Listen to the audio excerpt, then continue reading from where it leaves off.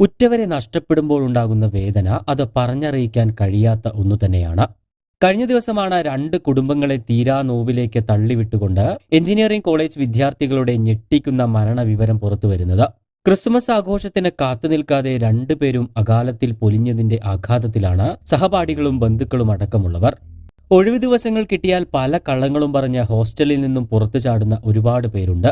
അത്തരത്തിൽ കഴിഞ്ഞ ദിവസം അക്സാറജി എന്ന 1ാം വർഷ സൈബർ സെക്യൂരിറ്റി വിദ്യാർത്ഥിനിയും ഹോസ്റ്റലിൽ നിന്ന് പുറത്തുപോയത് കൊല്ലത്തെ വീട്ടിലേക്കെന്നു പറഞ്ഞായിരുന്നു.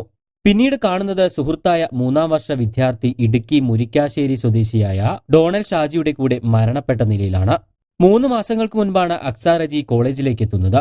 അതിനുശേഷമാണ് ഡോണലുമായി സൗഹൃദത്തിലാകുന്നതും.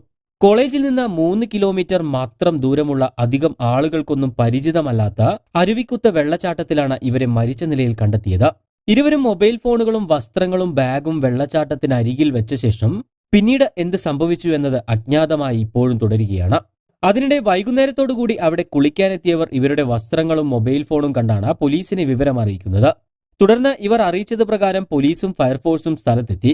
ഡോണൽ ഷാജിയെ വെള്ളച്ചാട്ടത്തിലെ കയത്തിൽ നിന്നുമാണ് കണ്ടെത്തുന്നത്. പിന്നീട് അക്സയുടെ മൃതദേഹവും വെള്ളത്തിൽ നിന്ന് തന്നെ കണ്ടെത്തി.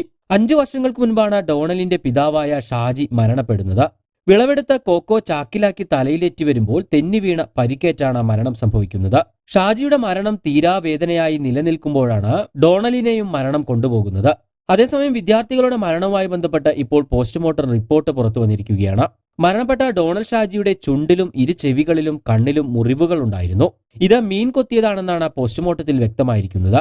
കൂടാതെ ഇരുവരുടേതും മുങ്ങിമരണമാണെന്നാണ് പോസ്റ്റ്മോർട്ടത്തിൽ വ്യക്തമായിരിക്കുന്നത്. ഇതോടെ മരണത്തിൽ മറ്റ് അസ്വാഭാവികതകൾ ഒന്നുമില്ലെന്നും പോലീസ് പറയുന്നു.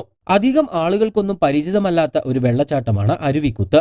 കാഴ്ചയിൽ മനോഹരമാണെങ്കിലും കയങ്ങൾ നിറഞ്ഞ മേഖലയാണെന്ന് പ്രദേശവാസികൾ പറയുന്നു.